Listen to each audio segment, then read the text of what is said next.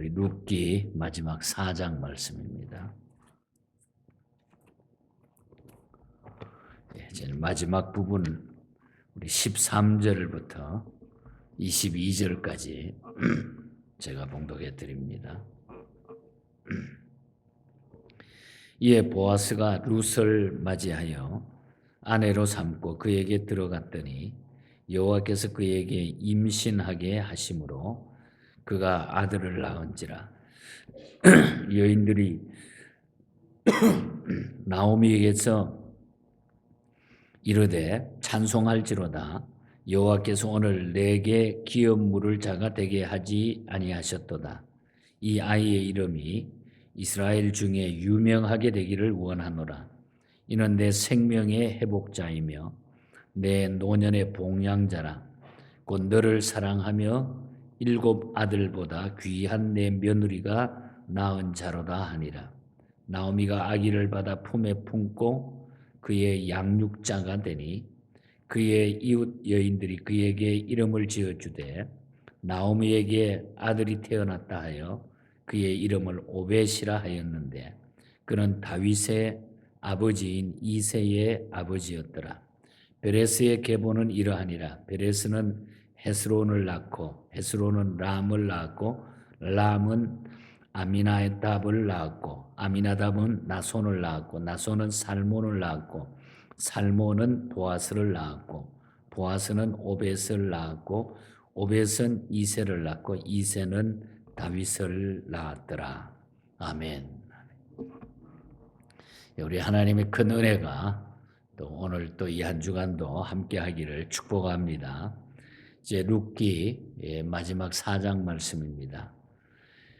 다 읽어드리지 못했습니다만은 1절부터 내용을 간단히 살펴보면은 룻의 자기 희생적인 삶과 사랑은 마침내 이 마지막 4장에 와서 하나님의 보상을 받게 되는 이런 모습을 보게 됩니다.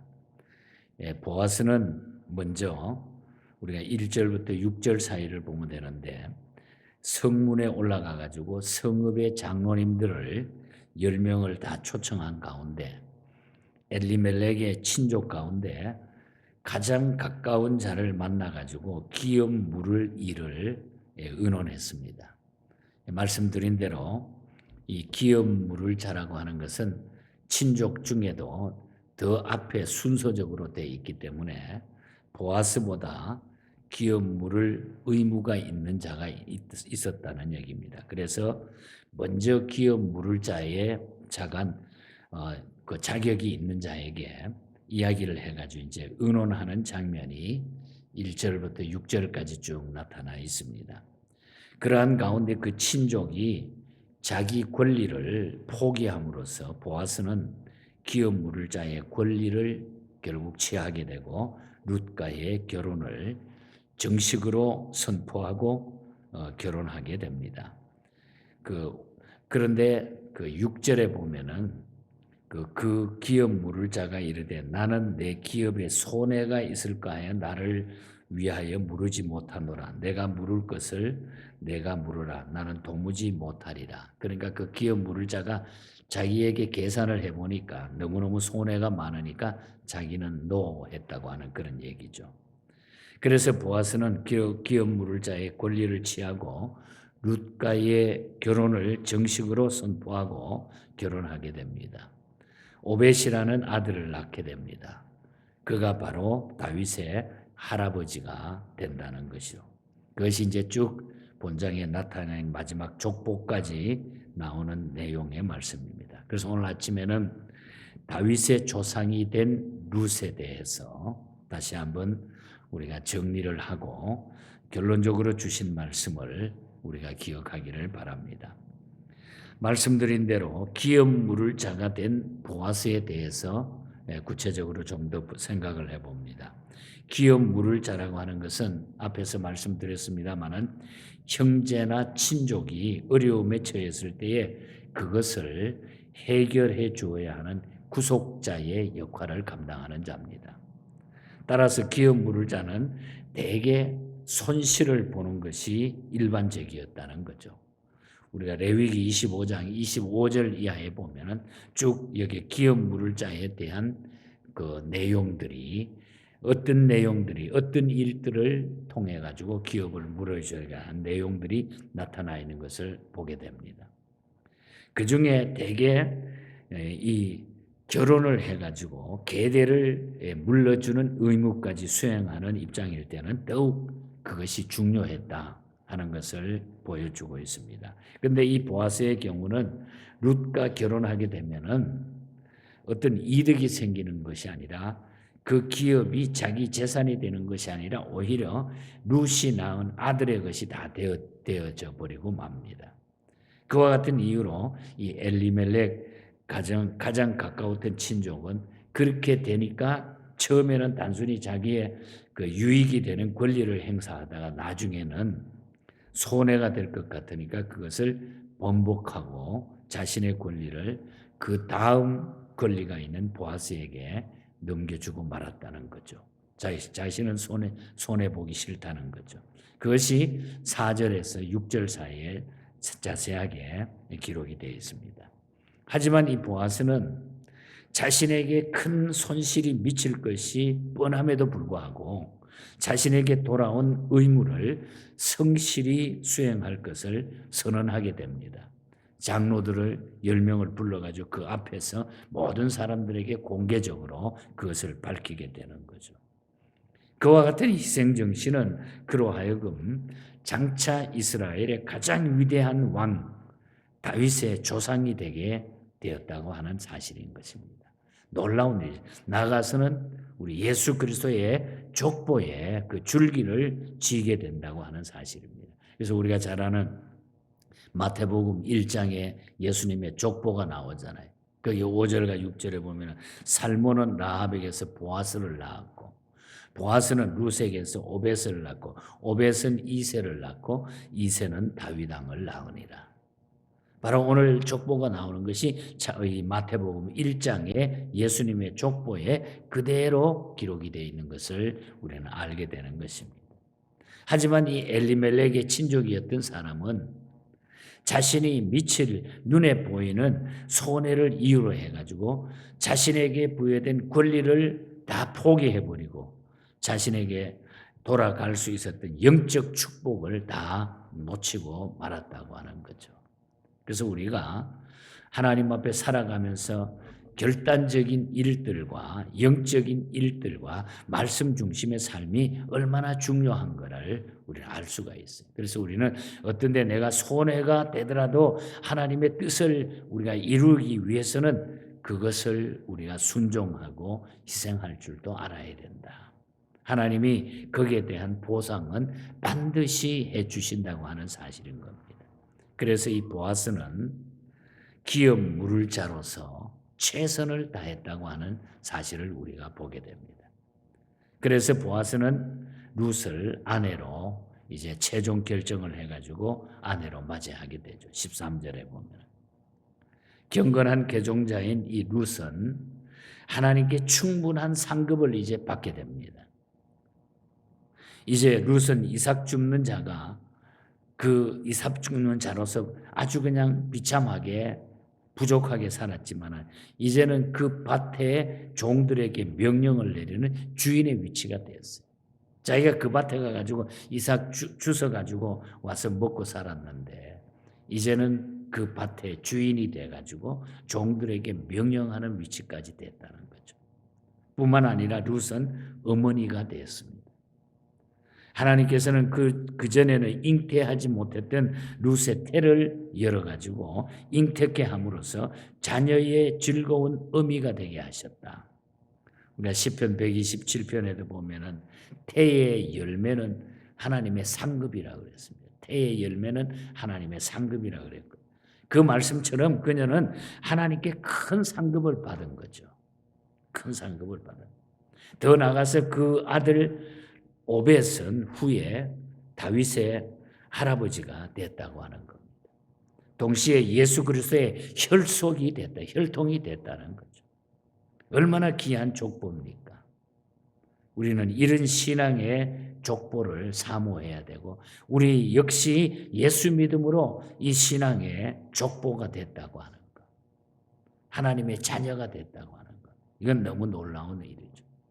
이렇게 이방 여인을 통해서 예수 그리스도의 구속사가 이어져 나갔다는 사실은 하나님의 구원은 혈통이나 인종, 신분에 따라 이루어지는 것이 아니라 하나님의 전적인 은혜로 이루어졌다.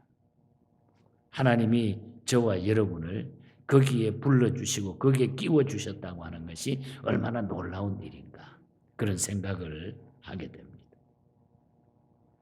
그래서 룻은 마지막에 자기 위치가 그렇게 상승되고 행복한 위치가 됐는데도 불구하고 룻은 여전히 시어머니를 잘 봉양했다고 하는, 시어머니를 잘 섬겼다고 하는 후반에 기록이 나옵니다. 룻은 결혼해가지고 시어머니를 그냥 무시하기는커녕 이전보다 이 시어머니를 더 잘 섬깁니다. 14절에 보면은 여인들이 나오미에게 축하하는 것을 보면은 룻과 이 나오미의 관계는 시종여일했다. 오히려 그 관계가 더 좋아졌다는 거예요. 특히 아들 이 오벳이라고 지었는데 아들 이름을 오벳이라고 지었는데 그 뜻은 바로 종이라는 뜻, 공경 잘하는 자라 이런 뜻이 공경 잘하는 자. 이것은 유능한 종이 되어 가지고 할머니를 잘 공경할 것을 내다보고 지은 그런 이름이었다는 거죠. 이름까지 아들의 이름을 그렇게까지 지어서 할머니를 잘 공경하고 모실 수 있는 이런 놀라운 축복이 그 가문에 쭉 연결이 된다고 하는 거예요. 공경 잘하는 자. 그래서 우리 모두는 유능한 종이 돼야 돼. 유능한 종. 섬기는 자, 희생을 감수하고도 말씀에 순종하는 자가 될 때에 하나님의 선한 도구로 우리는 사용이 된다고 하는 것이죠. 그래서 오늘 이 룻기의 결론의 메시지는 가문의 영광이에요. 가문의 영광. 우리가 예수 믿고 이 가문의 영광을 누리게 됐다고 하는 것. 얼마나 감사합니다.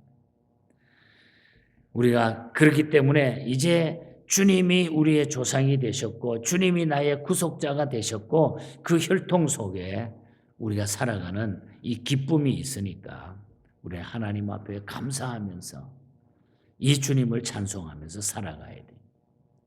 이 오벳 탄생은 다말이 유다에게서 나오준 베레스와 같은 경우로서 이 베레스는 보아스의 결국 조상이었다고 하는 사실을 밝혀주고 있지 않습니까? 그러니까 이것이 쭉 우리도 우리의 이름이 그 예수님의 구속사의 한 페이지에 한 이름이 기록이 됐다고 하는 것.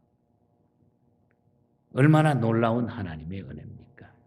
그래서 우리는 어떤 환경, 어떤 가운데서도 주님의 자녀가 됐기 때문에 주님 잘 섬기면서 우리가 평생 우리가 주님의 은혜를 잊지 않고 살아가야 돼요. 주님의 자녀로 말씀에 순종하며 살다가 이 세상 이별할 때에 주님 곁으로 갈 수 있는 이런 귀한 성도로 살아가시기를 축복합니다.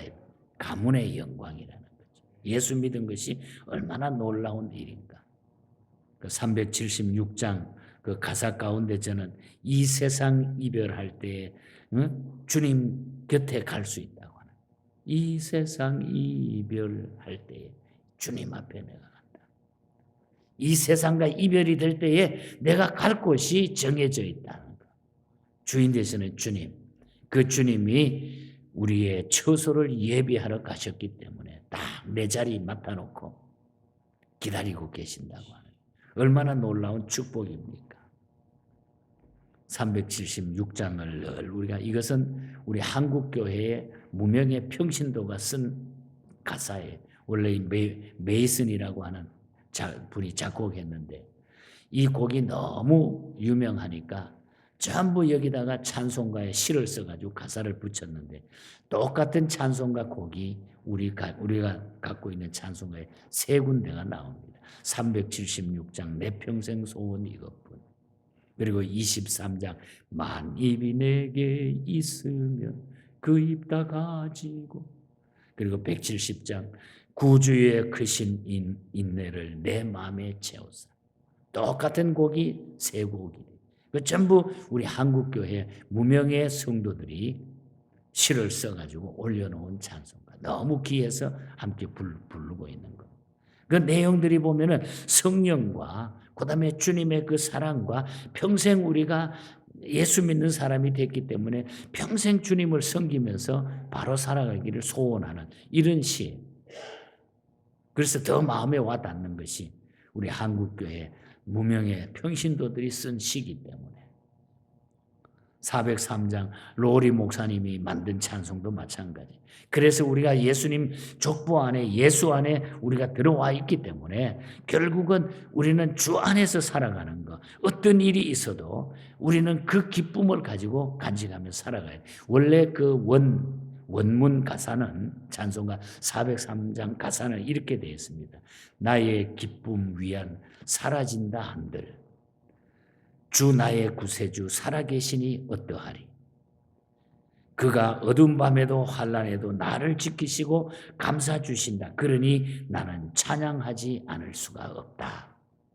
하나님이 우리 하나님의 가족이 됐는데 예수님의 가족이 됐는데 그 기쁨 사라진다 한들 주 나의 구세주 살아계시니 내가 어떠하리. 내가 주님의 가문의 영광을 누리기 때문에 어떤 일이 나에게 닥쳐도 걱정할 것 없다는 거예요.